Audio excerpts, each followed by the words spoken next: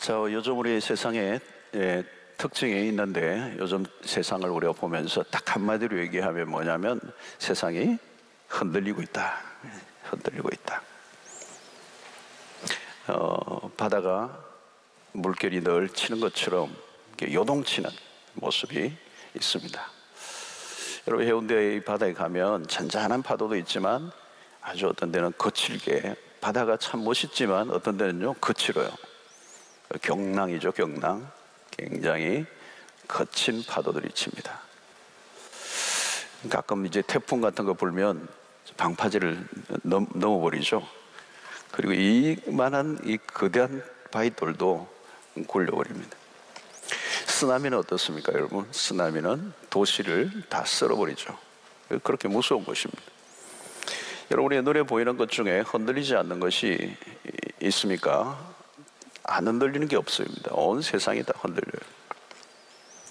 요즘 보면 미국 같은 나라들도 나라가 흔들려요. 우리 세계 최고의 나라, 국가라고 여겼던 미국 시스템까지 막 흔들려고 굉장히 위기를 맞고 있죠. 네. 요즘 미얀마 같은 나라들도 굉장히 나라 전체가 암흑 속에 빠져버렸습니다. 갑자기. 우리나라도 여러분 보면 이 중국과 미국 뭐 이런 사이에서 늘 영향을 받는, 흔들리는 나라입니다. 불안하죠. 가정도 마찬가지입니다, 여러분. 갑자기 흔들리죠. 한순간에 급류에 휩쓸려가는 것 같은 가정들이 많습니다. 개인의 삶도 흔들리죠. 또 어떤 것보다도 다 흔들려도 마음이 흔들리지 않아야 되는데 이 마음이 흔들리며 살아가는 사람들. 요즘 여러분 이 우울증이라든가 이런 것들도 내 마음이 아닌 거예요. 내 마음이 아니야. 내 마음대로 안 되는 거예요. 그래서 여러분, 겉은 성공한 것처럼 보이지만 그 내면은 폭풍의 언덕과 같은 거센 바람을 맞고 있는 불안정한 사람들이 많습니다. 요즘 특별히 마음의 병을 앓고 있는 사람들이 굉장히 많아졌죠. 여러분, 우리 신앙의 길도 만만치가 않습니다. 마치 마라톤 레이싱을 하는 것과 똑같습니다. 이 중계방송을 할 때 보면 스타트 라인에서는 굉장히 많은 사람들이 뛰는데 시간이 흐를수록 점점 숫자가 줄고 결승점에 가면 소수의 사람들만 이렇게 남죠. 예수님의 이 공생애도 마찬가지입니다. 예수님을 따르는 사람들이 많았어요. 오병이어를 기적이 일어나고 수많은 군중들이 예수님을 따랐습니다. 또 자칭 제자라 하는 사람들도 많았습니다. 12제자 외에도. 그런데 시간이 지나면서 점점 다 사라져요. 그죠? 그 제자라고 여겼던 사람들이, 많은 무리들이 다 물러가요.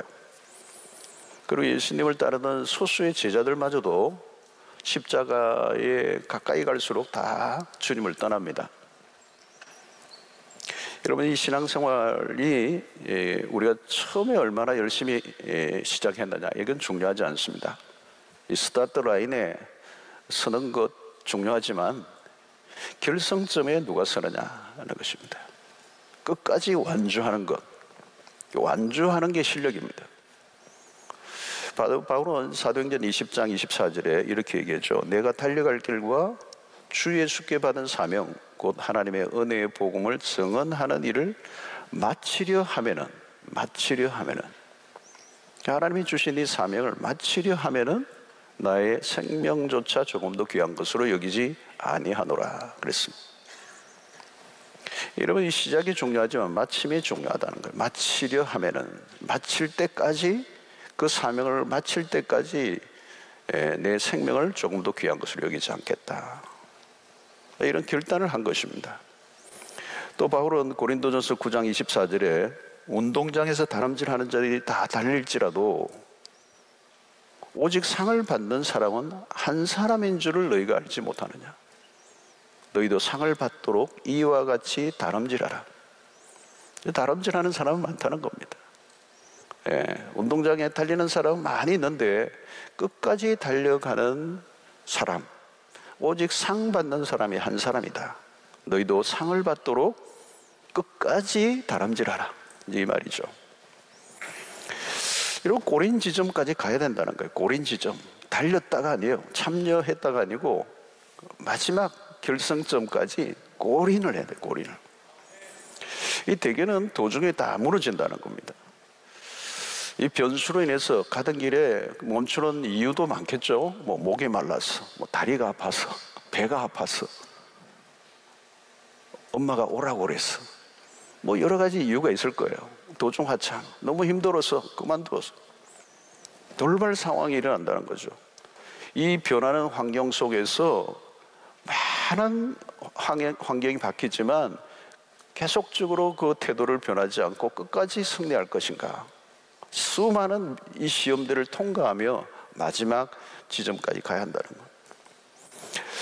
여러분, 1세기 그리스도인들이 처했던 이 베드로전서만 해도 고난받는 그리스도인들에 대해서 대상으로 이 편지를 썼어요. 1세기는 뭐 말하지 않아도 다 고난 속에 있었어요. 예수를 믿는 순간 고난이 밀려왔습니다. 그러니까 이 레이싱이 그냥 레이싱이 아니에요. 그냥 이 달리기가 아니고 장애물 경기예요. 장애물 경기. 모든 곳곳에 장애물들이 있어서 달리기가 만만치 않아. 그러니까 많은 사람들이 그 믿음의 길을 가다가 포기해버리고 말았다. 끝까지 못 갔다는 거예요. 자, 그것은 끝까지 가지 못했다는 말은 뭘까요, 여러분? 믿음의 태도를 견지하지 못했다는 겁니다. 믿음의 태도를 계속 유지해야 된다. 자, 우리는 베드로가 이제 베드로 전서를 이렇게 전후서를 기록했는데 우리가 베드로를 한번 잠시 볼 필요가 있습니다. 이 편지를 쓴 베드로는 어떤 삶을 살았습니까? 그가 이 마태복음 17장에 보면 가이사랴 빌립보에서 놀라운 신앙 고백을 하죠. 주님이 칭찬을 하십니다. 바요나 시몬아, 너가 참 잘하였도다. 100점 그랬어요. 근데 곧 얼마 있지 않아서 예수님이 십자가 사건을 얘기할 때 그걸 거부해요. 결단코 그런 일이 일어나서는 안 됩니다. 황당한 고백으로 주님의 강한 책망을 받습니다. 사탄아, 내 뒤로 물러가라. 여러분, 이 베드로를 보면 항상 100점 아니면 빵점이에요. 기복이 너무 심하다는 거죠. 이것을 우리는 업앤다운이라고 그래요. 업앤다운.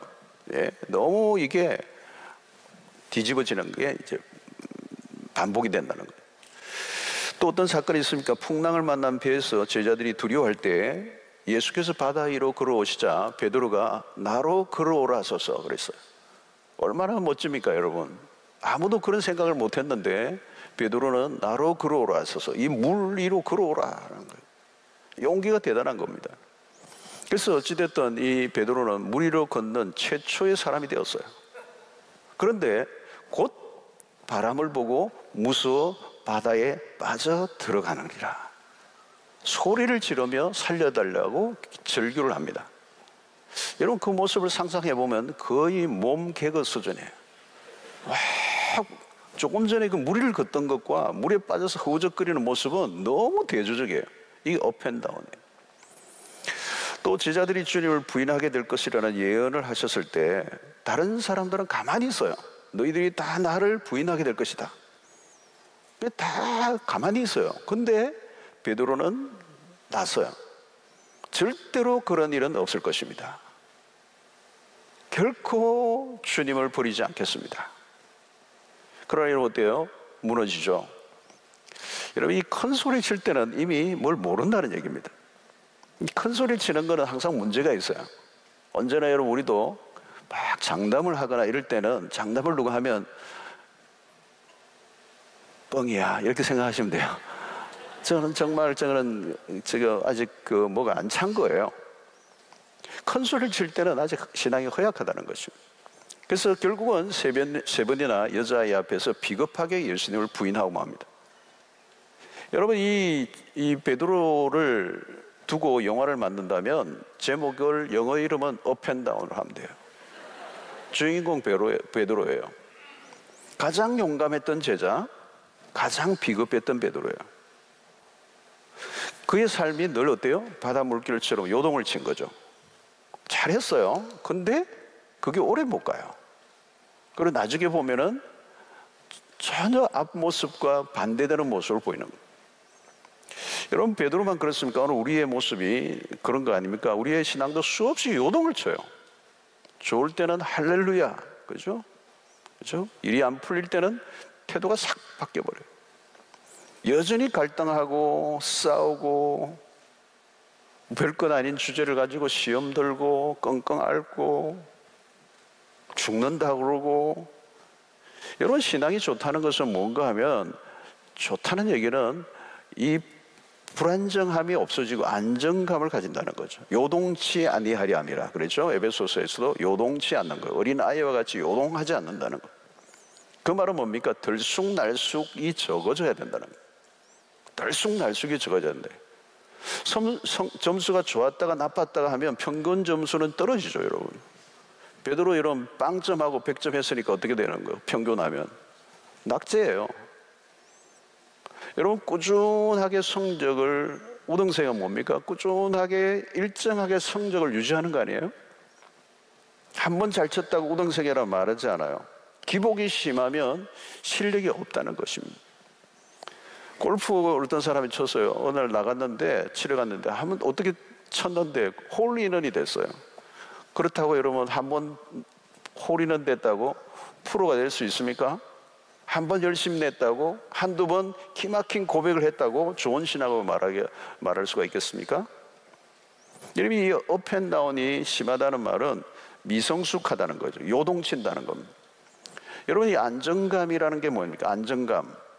이 베드로는 지금 그 얘기를 하는 것이죠. 계속적인 성장이 일어나지 않는 것입니다. 그러니까 결국은 완주하지 못하는 거예요. 처음은 굉장히 잘 출발했는데 얼마 못 가서 다 도중하차해버리고 만다는 거예요. 그래서 오늘 이 편지에서 베드로가 반복하는 단어가 있어요. 여러분 보시면 9절을 한번 보겠습니다. 9절을 보면 너희는 믿음을, 그 다음에 뭐예요, 여러분? 굳건하게 하라는 거예요. 굳건하게 하라는 거예요. 굳건하게 하여 그를 대적하라. 자, 여기 너희 믿음을 굳건하게 한다. 그냥 믿음이 아니에요. 믿음을 굳건하게 한다는 거예요. 이게 뭐예요? 안정감을 말하는 겁니다. 10절 보십시오. 모든 은혜 하나님 곧 그리스도 안에서 너희를 부르사 자기의 영원한 영광에 들어가게 하시니가 잠깐 고난을 당한 너희를 친히 온전하게 하시며, 그 다음에 또 뭐가 나옵니까? 굳건하게 하시며, 그 다음에 뭐요? 강하게 하시며 틀을 견고하게 하시리라. 뭐 조금씩 차이가 있긴 한데 전체적으로 하면 뭐예요? 견고함, 안정감이에요. 안정감.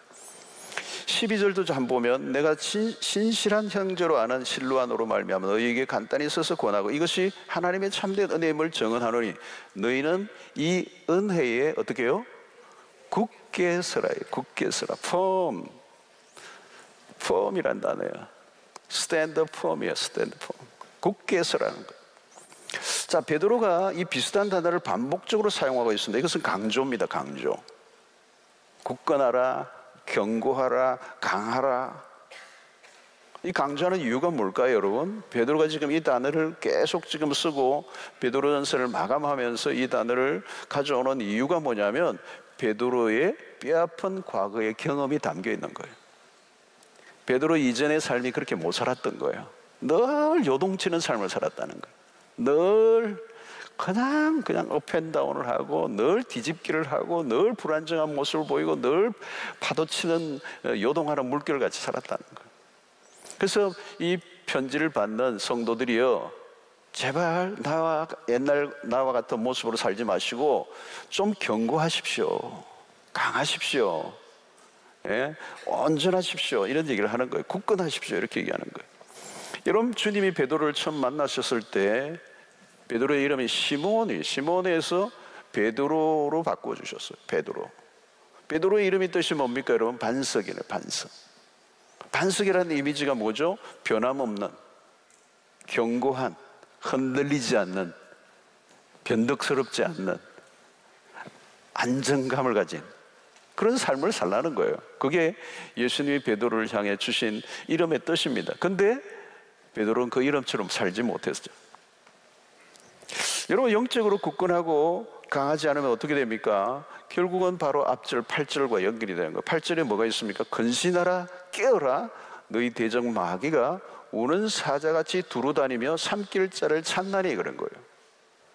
그러니까 이 요동치는 이 변화무쌍한 안정되지 않은 이 불안정한 삶을 살아가는 이 상황 속에 있으면 결국 마귀의 밥이 된다는 거예요.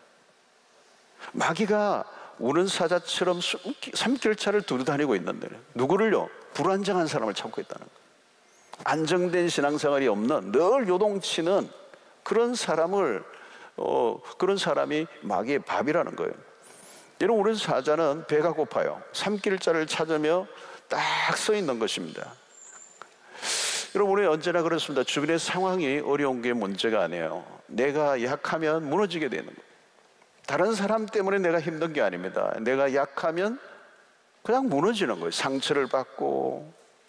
코로나가 우리의 삶을 흔들어 놓고 있습니다. 그러나 여러분, 코로나 자체보다 그 코로나로 인한 환경의 변화가 우리를 위축하게 만들죠.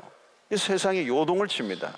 모든 영역에 지금 사실 야단이잖아요. 그냥 세차게 바람이 불어오고 여기에 사람들이 다 떠밀려 다니고 있습니다. 삶이 흔들리고 나라가 흔들리고 모든 인류가 흔들리고 있는 근본적인 것까지 다 흔들어 놓고 있습니다. 그래서 우리가 뉴노멀이라는 단어를 쓰는 것은 이제는 모든 걸 다 흔들어 놓았기 때문에 이제는 새로운 시대가 온다는 거죠. 거대한 변화를 예고하고 있는 거예요. 여러분, 이것은 뭡니까? 우리가 지금까지 중요하게 붙들던 모든 것들을 포기하게 만드는 것입니다. 이때가 중요한 것입니다. 무엇을 우리가 붙들고 있어야 하는가, 또 어떤 것을 내려놓아야 하는가, 선택을 요구받고 있는 것이죠. 자, 오늘 이 베드로전서에서 수없이 발견한 것처럼 우리는 사실 이 신앙이라고 하는 것은 전쟁이라는 거예요. 전쟁. 우는 사자가 실존하는 거죠. 그래서 우리의 삶에 찾아오는 수없는 그 고난들, 위기들, 복병들이 있습니다. 4장 12절에도 이런 얘기했잖아요. 사랑하는 자다, 너희를 연단하려고 오는 불시험을 이상한 일 당하는 것 같이 이상히 여기지 말고. 이것은 여러분, 베드로가 우리에게 찾아오는 시험을 소극적으로 대하지 말라는 겁니다. 피하지 말라는 거죠. 바다의 파도는 자연스러운 것입니다. 바다의 파도가 없기를 기대하면 안 돼요. 파도는 자연스러운 거예요. 신앙생활에서도 시험이라고 하는 것은 너무도 당연하다는 거예요. 당연히 일어나는 것이라는 거죠. 우리의 신앙을 한번 흔들어 놓는 일들이 누구에게나 일어납니다. 중요한 것은 뭘까요? 이 파도가 칠 때 우리의 태도라는 것입니다. 어떻게 해야 되죠? 바로 정면 돌파예요. 파도에 있어서 매우 중요한 것은 배가 갈 때 측면을 드러내면 배가 위험해요. 옆을 내주면 안 돼요. 정면으로 뚫고 가는 게 가장 안전해요. 파도를 거슬러 가는 거죠. 여러분, 우리가 크고 작은 문제들이 많이 시험들이 우리에게 찾아와요. 아마 지금도 여러분들이 철에 오신 분들은 어떤 시험들을 가지고 왔을 거예요. 기도 제목을 가지고 왔을 거예요. 중요한 것은 이제 우리의 그런 시험이 아니에요. 우리의 믿음의 사이즈. 여러분, 우리가 강하지 않으면 사단의 공격 앞에 무기력하게 넘어지는 것입니다. 약하면 모든 게 시험이 되고 늘 시험에 걸려 넘어집니다. 여러분, 우리 아이들 보면 자주 넘어지죠. 이제 어린아이들은, 아주 어린아이들은 날마다 넘어져요. 그리고 내 울고, 내 질질 짜고, 너무 울어가지고 또 한 대 또 얻어맞으면서 또 울고. 별 얘기 안 해도 그냥 또 애가 왜 이렇게 애기같이 놀아? 그러면 또 나 애기 아니야 하면서 울고. 상처가 많고 약한 사람들이 그렇다는 거예요. 모든 말이 상처가 되고 모든 게 시험이 되고 모든 거에 넘어지고 모든 게 자기 발에 자기가 걸려 넘어지고. 여러분, 오늘 우리의 신앙생활에 가는 길에 어떤 경우에는 고난이 찾아오고 힘든 일이 있을 뿐만 아니라 우리의 삶을, 우리의 신앙의 길을 격려해 주는 사람도 별로 없을 때가 많아요. 초신자 때는 여러분, 많은 사람들이 격려도 하고 주변의 사람들이 초신자이기 때문에 선물도 주고 꽃도 주고 축하도 해주고 세례받으면 막 하고, 조금만 해도 주일 왔다 해도 주일 출석을 하셨어요 그러고 막 동그라미 5개 하고 그러는데, 나중에 여러분 신앙생활 오래 하면 주일 출석했는데 누가 칭찬해 주나요? 여러분, 안 오면 혼나죠. 여러분, 그런 거죠. 신앙에 가는 길이 점점 어려워지는 거예요. 지지해주고 칭찬해주고 뭐 동료들이 막 그냥 의사서 해주는 게 아니란 말이죠. 갈수록 더 힘들어지는 것이죠. 사실 마찬가지. 여러분 아이들도 유치원 다니면 칭찬 많이 듣지만 갈수록 칭찬이 없어지잖아요. 여러분 박사과정 하면 어때요? 여러분 칭찬이 뭐예요? 여러분 엄격한 비평을 받아야 돼요. 자기가 쓴 논문에 대해서 엄격한 비판, 혹독한 비판을 받아야 칭찬이 어딥니까 여러분. 근데 그건 뭐예요 여러분? 비평을 받고 굉장히 많은 그런 자존심 상하는 일들이 일어나지만 이제 뭐예요? 깊어져 가고 있는 거예요. 여러분 그리스도인이 견고해진다는 것, 강해진다는 것은 무엇을 의미합니까? 고난을 통과해 보면 아는 것입니다. 평소에는 잘 몰라요. 말로는 증명이 안 됩니다. 어려움이 몰려올 때 고난을 두려워하지 않으면 되는 것입니다. 여러분 고난을 통하여 우리의 신앙의 상태를 측정할 수가 있습니다. 여러분 정말 고난이 찾아올 때 여러분들이 어떤 태도로 맞이합니까? 두려워합니까? 그럼 아직도 우리의 신앙이 견고하지 않은 거예요. 여러분 진짜 강자는 누굽니까? 고난을 두려워하는 정도가 아니에요. 두려워하지 않는 정도가 아니에요. 견고한 믿음의 태도에 가면 고난을 두려워하지 않는 정도가 아니라 오늘 성경의 말씀 그대로 고난을 즐거워하는 단계로 가는 거예요. 여러분 오늘 1절 베드로전서 1장 6절에 보면 이런 말씀. 그러므로 너희가 이제 여러 가지 시험으로 말미암아 잠깐 근심하게 되지 않을 수 없으나 오히려 크게 기뻐하는도다 그랬어요. 무슨 말인지 잘 모르시겠죠, 그죠? 이게 무슨 얘기입니까, 여러분? 시험이 왔는데 이렇게 오히려 크게 기뻐한다는 거죠. 이게 신앙의 경지입니다. 우리가 자주 얘기하는 것처럼 로마서에 있는 것처럼 그 고난 가운데서 즐거워하는, 그래서 이해가 안 되는 것이죠. 신앙의 초보의 단계에 있는 사람들은 이해가 안 되는 것입니다. 여러분 우리가 신앙의 초보의 단계에 있을 때는 또 우리는 기복주의나 이런 형통의 복음에 젖어 있던 사람들은 이 좋은 일만 있어야 하나님이 나를 사랑하신다고 생각하고 고난이 찾아오면 하나님이 나를 그냥 저주하시는 것처럼 생각할 때가 많잖아요. 그래서 우리의 기도도 늘 뭐 달라는 기도고 응답받으면 그게 간정이고, 그래 여러분 성경의 인물들 안에 들어가면 그렇지 않잖아요. 여러분 바울만 하더라도 그는 기도에 자기 자신에 대한 기도의 응답은 아예 되지 않잖아요. 오히려 더 깊은 고난의 세계 안에 들어가고, 그런데 그 안에서 그는 즐거워하고 있는, 베드로도 동일한 말씀을 하고 있는 거죠. 여러분 오늘 밤에도 우리가 기도를 보면 마찬가지예요. 늘 주시옵소서 주시옵소서 주시옵소서. 예. 그분들이 좋아하는 사람은 막달라 마리아잖아요. 여러분 다 주시옵소서 다 주시옵소서. 여러분 베드로 자신이 지금 영적 고지에 올라가 있는 거예요. 고난이 더 이상 나를 불행할 수 없다는 걸 지금 인정하는 거예요. 대적이 사라져버린 거예요. 견고하게 서 있는 것이 더 이상 어떤 시험에도 휘둘리지 않는 베드로의 모습을 우리에게 보여주고 있습니다. 여러분 우리에게 주어진 믿음의 힘은 어디에 쓰는 것입니까? 고난의 때에 목표도로 가야 돼요. 고난의 때에 내가 갈고 닦은 믿음이 결국은 언제? 고난을 통과할 때 드러나야 된다는 거예요. 고난의 단검질을 할 때 내 믿음이 광채를 드러내면 그게 진짜 믿음이에요. 좋을 때 누가 예수 못 믿습니까, 여러분? 여러분 요즘과 같이 어려울 때가 왔어요. 막 어려워요. 어려우면 진짜 어려워요. 이때 진짜 우리의 믿음 생활을 제대로 할 때예요. 어려움이 없었을 때는 우리의 믿음이 도대체 별로 어떻게 그냥 필요 없었어요. 그냥 살았어요, 그냥. 근데 여러분 이 고난이 올 때 고난의 깊은 단검질을 하면서 이 믿음의 세계가 더 견고해져 가는, 하나님과 나만이 아는 세계가 깊어지는 거죠. 전에는 가벼웠어요, 그냥. 그리고 고난이 없을 때는 내가 잘하는 줄 알았어요. 내가 똑똑하고 내가 잘나고 내가 유능하고 내가 뭐가 해서 운이 좋았어, 예수 믿는 사람들 럭키 이러고 말이죠.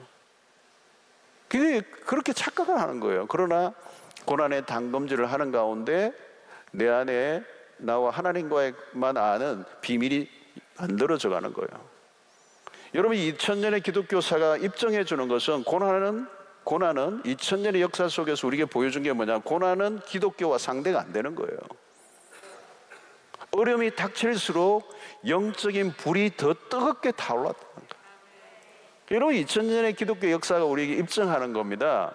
기독교는 시련과 핍박과 환난과 고난에 무너진 적이 없어요, 여러분. 더 꽃을 피우고 더 광채를 드러내고요, 더 견고해지고요, 더 멋있어졌어요. 그때 기독교가 더 찬란하게 일어나요. 여러분, 가까이 중국만 해도 마찬가지입니다. 문화혁명 이후에 기독교의 탄압이 극심해서 예수 믿는 사람들을 죽이고 감옥에 집어넣고 할 때, 여러분, 기독교가 없어질 것이라고 생각했어요. 기독교가 끝이 났다고 생각했어요. 그렇게 혹독한 시험을 할 때 시련이 찾아왔는데, 예수 믿는 사람 다 사라질 줄 알았잖아요. 근데 역사가 지나고 뚜껑을 열어보니까 지하 교회들이 그냥 막 우후죽순처럼 생기는 거예요. 곳곳에 일어나서 지하 교회 안에 몇만 명, 몇천 명, 그냥 목사님도 없는데 성경도 없는데 막 흩어지면서 자기들이 성경 필사를 해가지고 전달하고 해서 지하 교회에 예수 믿는 사람들이, 지금 미국, 중국에 예수 믿는 사람 몇 명인지 잘 모르겠습니다만 억대예요, 억대. 그냥 교회 안에 하나님의 시련의 꽃을 피우는, 시련 가운데 꽃을 피우는 역사들이 났다는 거예요. 여러분이 진짜 신앙을 가지고 있으면 시험이 오면 불이 붙게 돼 있어요. 할렐루야. 더 강력해지고요, 진가가 드러나는 겁니다. 여러분, 자신의 신앙을 한번 진단해 보시길 바랍니다. 어려움이 문제가 아니에요. 어려움으로 인하여 진짜 신앙은 꽃을 피우면 되는 거예요. 자, 어떻게 그런 일이 가능합니까? 그러면 어떻게 그게 가능한가? 12절 하반절을 보면 너희는 이 은혜에 굳게 서라 그랬어요. 은혜에 굳게 서라.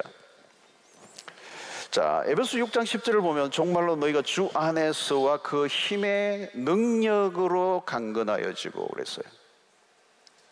디모데후서 2장 1절에 내 아들아 그러므로 너는 그리스도 예수 안에 있는 은혜 가운데서 강하고 그랬어요. 여기 공통점이 있는데 이게 뭐냐면 은혜에 굳게 서라. 그 힘의 능력으로 강건하여지고 예수 안에 있는 은혜 가운데서 강하고 그랬어요. 무슨 말입니까? 우리 안에는 그런 능력이 없어요. 고난을 이길 힘이 우리 안에는 없어요. 고난이 오면 우리는 그냥 주저앉아 버려요. 고난이 오면 우리는 그냥 절망해요.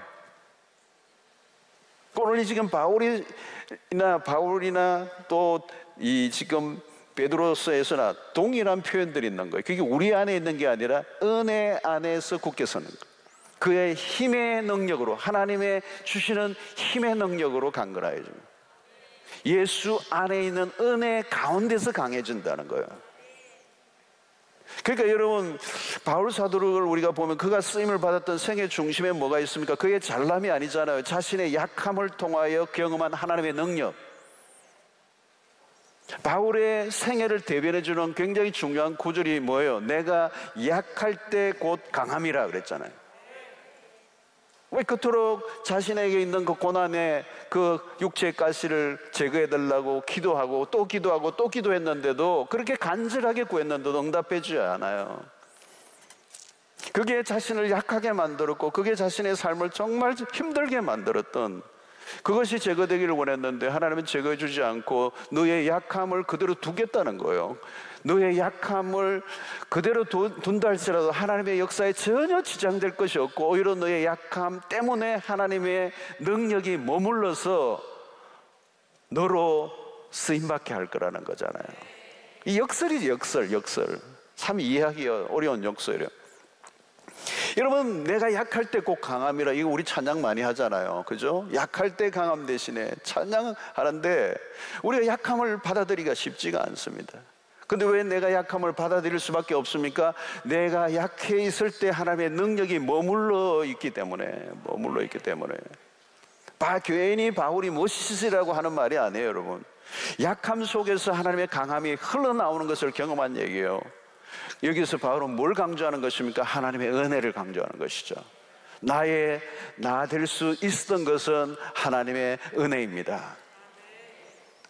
여러분, 오늘 10절 말씀을 자세히 보시면 이 키가 되는 구절인데요, 10절을 보면 모든 은혜의 하나님이라고 얘기하잖아요.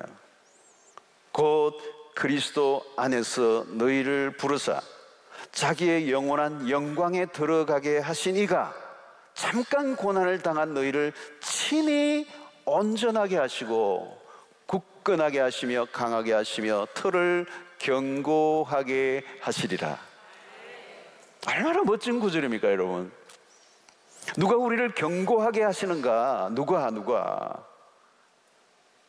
여기 하나님이라는 거죠. 하나님. 모든 은혜의 하나님. 모든 하나님. 어떤 하나님이라고요? 모든 은혜의 하나님이라고 그랬어요. 여기서 여러분, 왜 은혜의 하나님이라고 얘기하지 않고 모든 은혜의 하나님이라고 했을까요?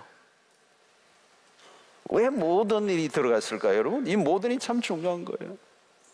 여러분, 우리의 연약함에도 불구하고, 우리가 실수가 많음에도 불구하고, 그럼에도 불구하고 온전하게 하실 하나님이기 때문에 하나님의 은혜가 우리의 삶에 미쳐지지 않는 곳이 없다는 얘기예요.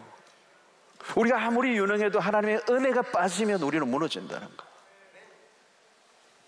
여러분, 좀 잘 나가고 내가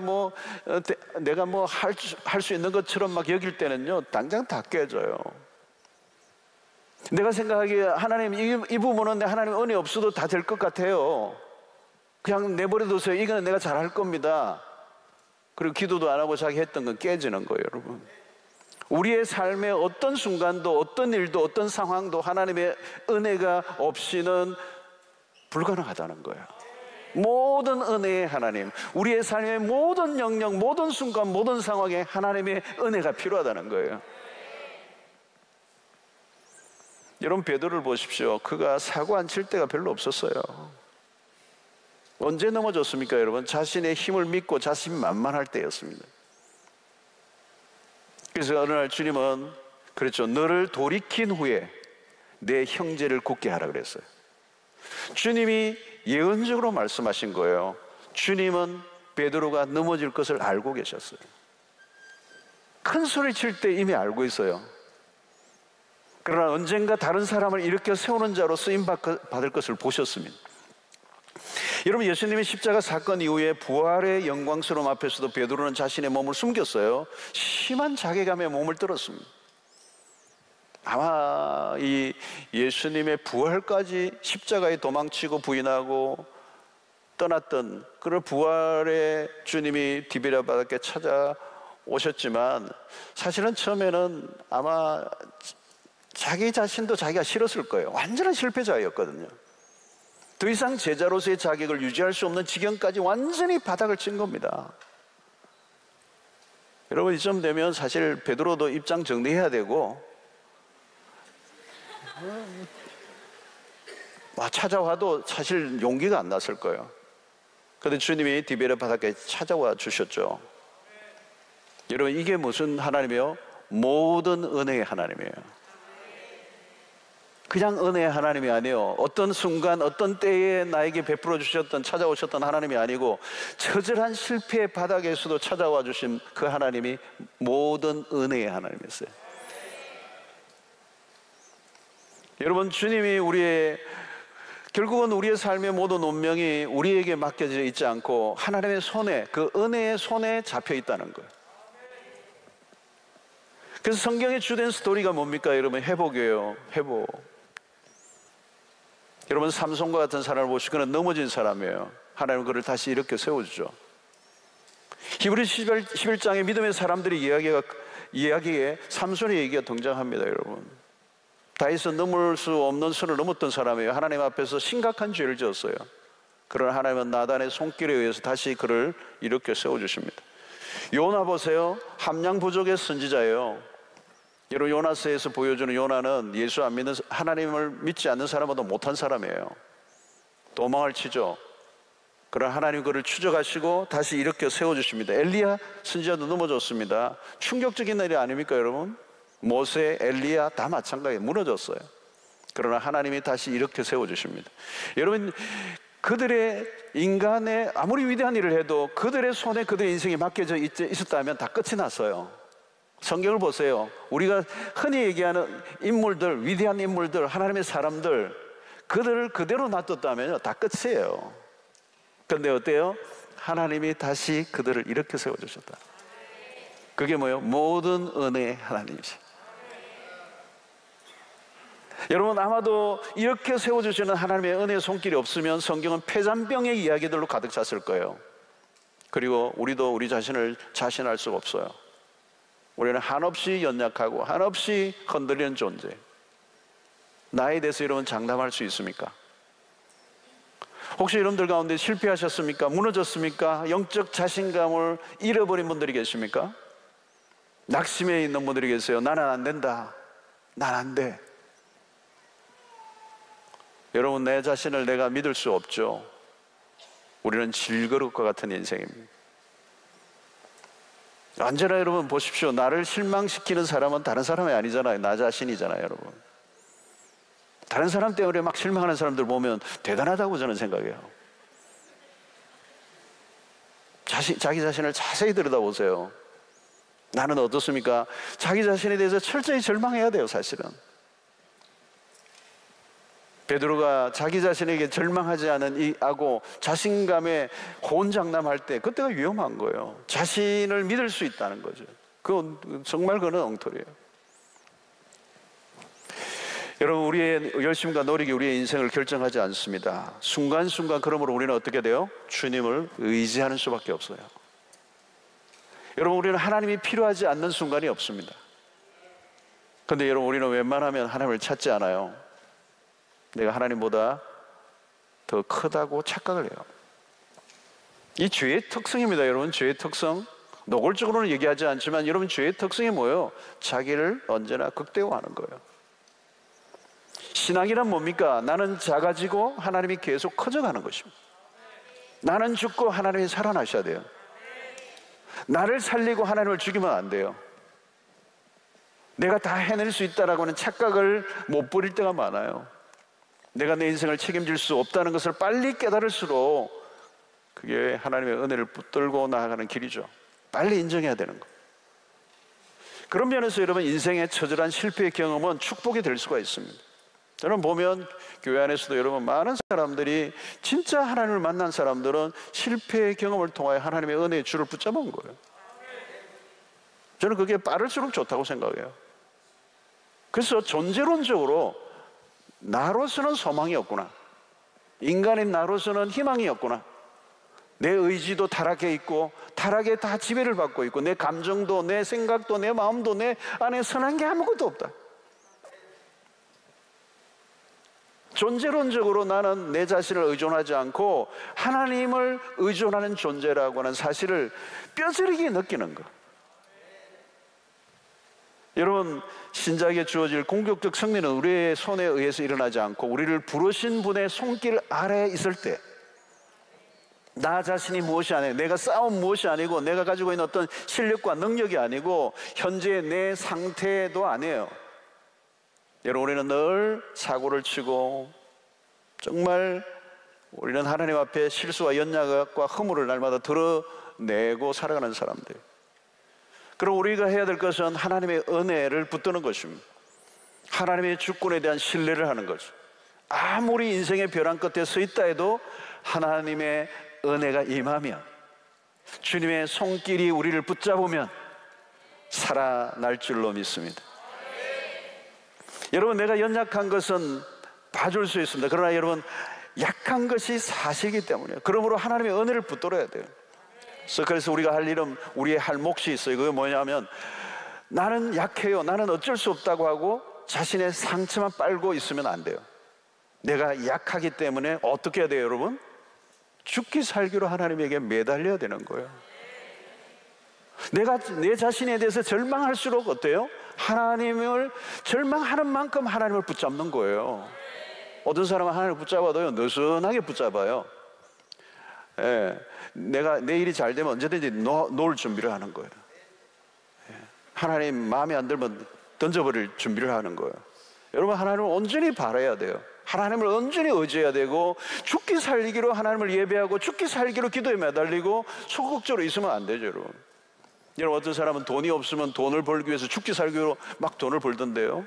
그게 돈이 자기의 소망이고 또 그 돈이 있으면 자기의 인생을 풀어줄 줄로 생각하니까 죽기 살기로 돈 벌더라고. 새벽까지 막 코피 터지면서 일어나더라고. 여러분, 우리가 우리의 삶이 하나님의 은혜의 손길에 붙잡혀 있다면 우리는 그분에게 매달려야 돼요. 그분을 예배하고 죽기 살기로 그분을 찾고 소극적으로 있으면 안 된다는 거예요. 영적 생활에 승부를 걸어야 되는 것입니다. 사는 길이 하나님에게 있다면, 그죠? 그러면 하나님의 은혜를 구하고 그 은혜를 사모하고 날마다 거기에 모든 우리의 마음과 우리의 정성을 들여야 되는 것입니다.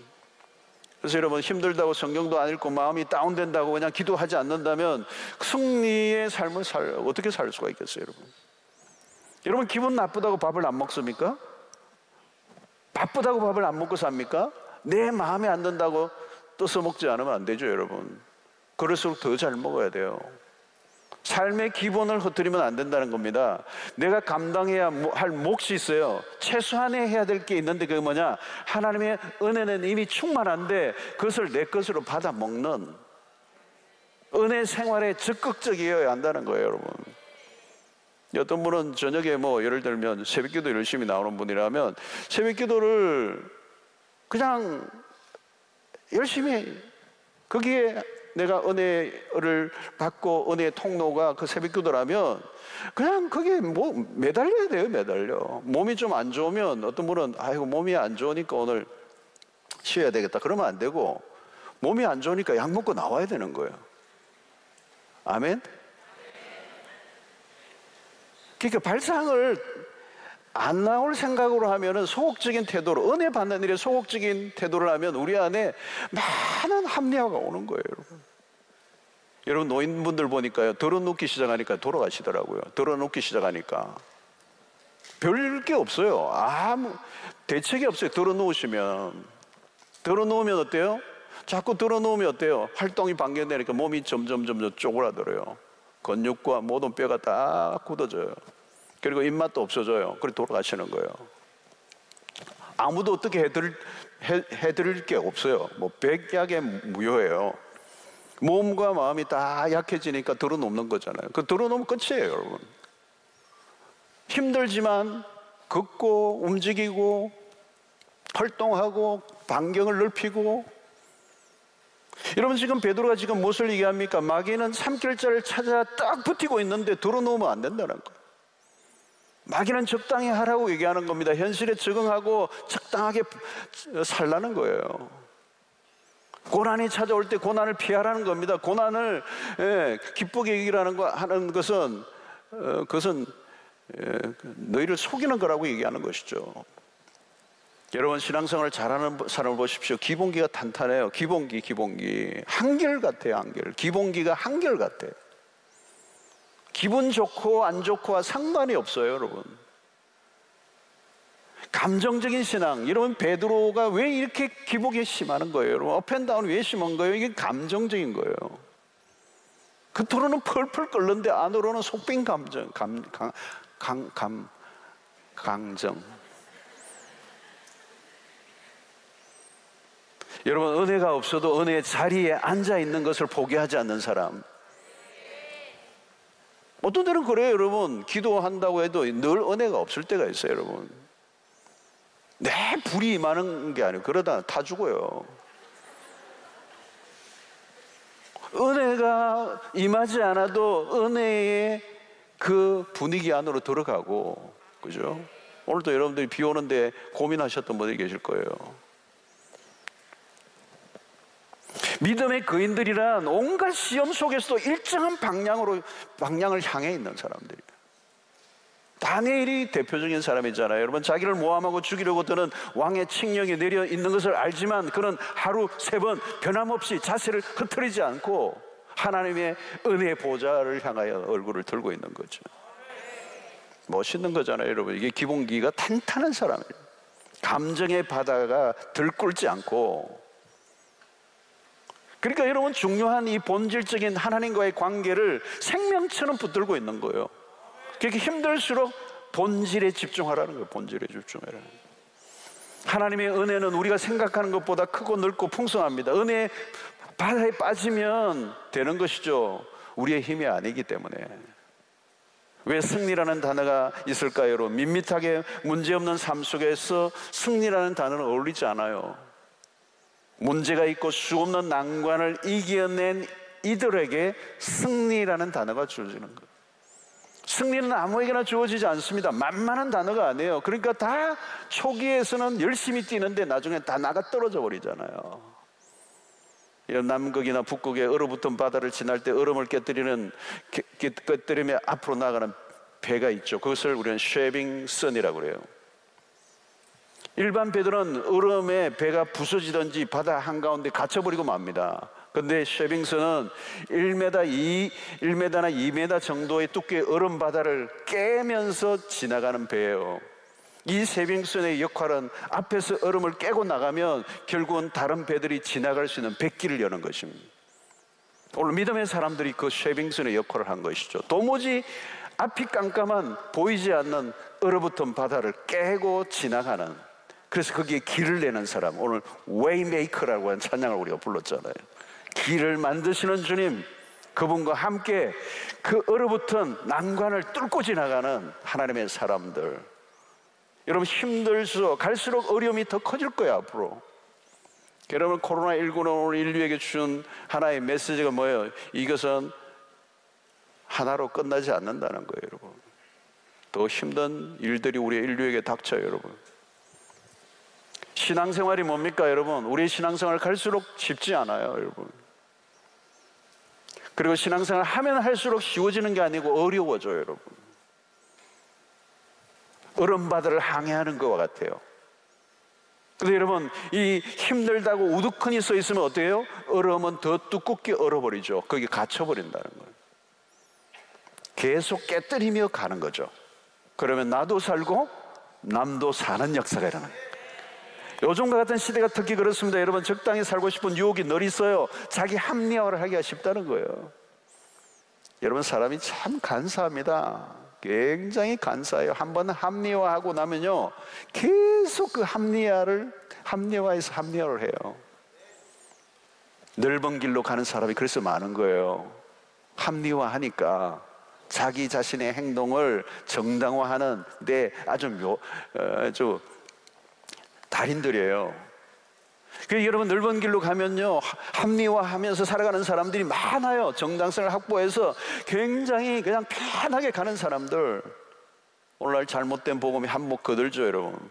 뭐 그렇게 어렵게 살려고 해. 근데 대충 해, 대충. 그러나 여러분, 좋은 길로 가는 사람은 적어요.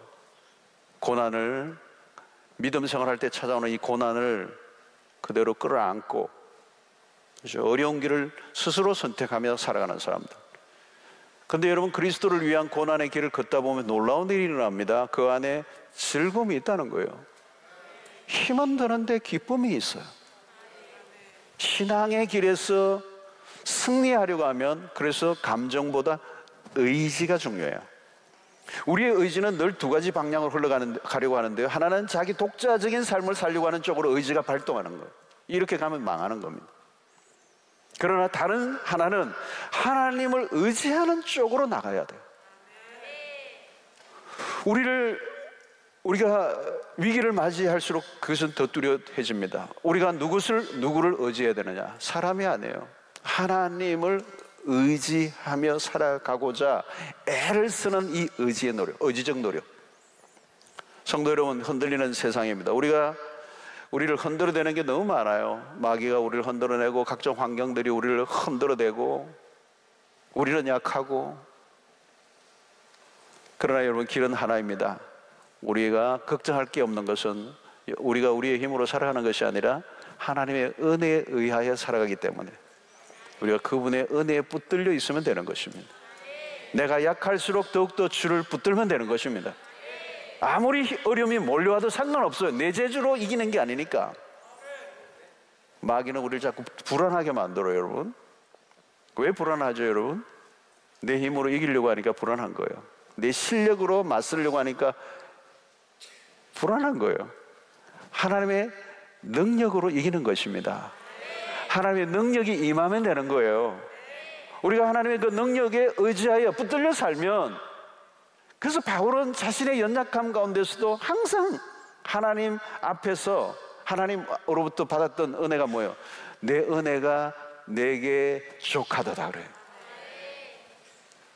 이 경상도 발음을 잘해야 되는데, 내 은혜가, 하나님이 말씀하시는 거예요. 내 은혜가 내게 족하도다. 하나님의 은혜면 충분하다는 얘기예요.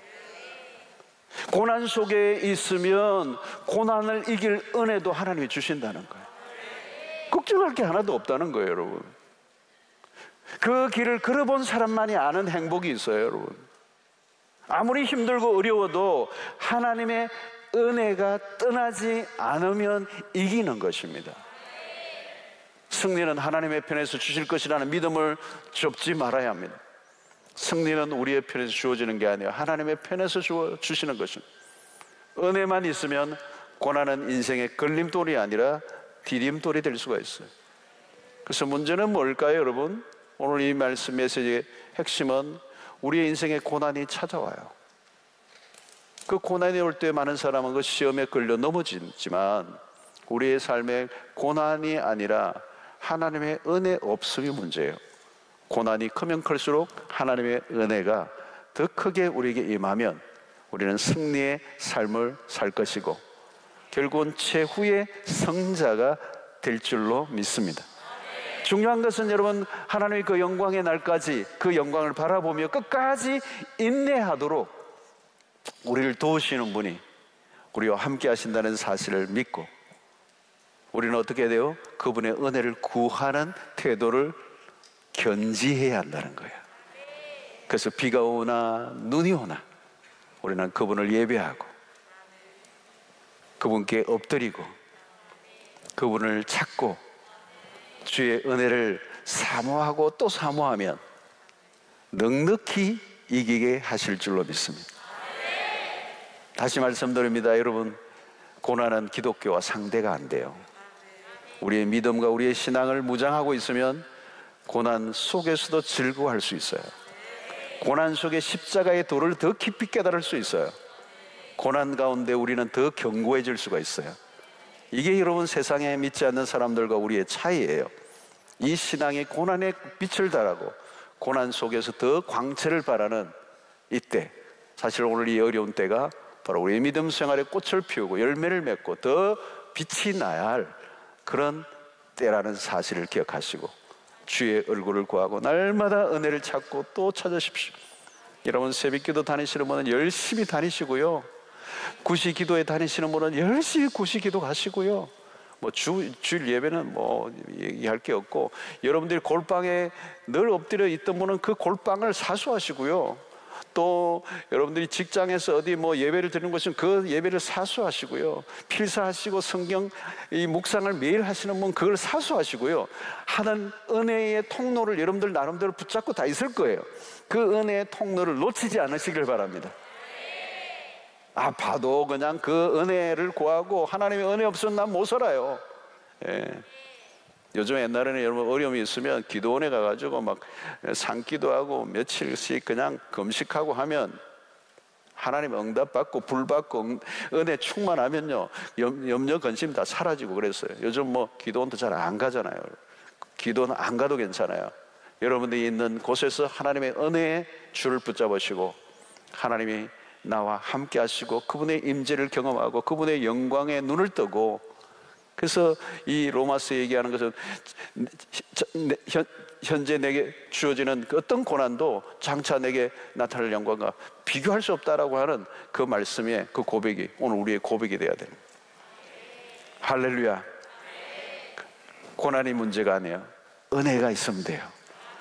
그 은혜를 통하여 날마다 회복시켜 주시고 일으켜 세워주시는 역사가 여러분들에게 있게 되기를 주의 이름으로 축원합니다.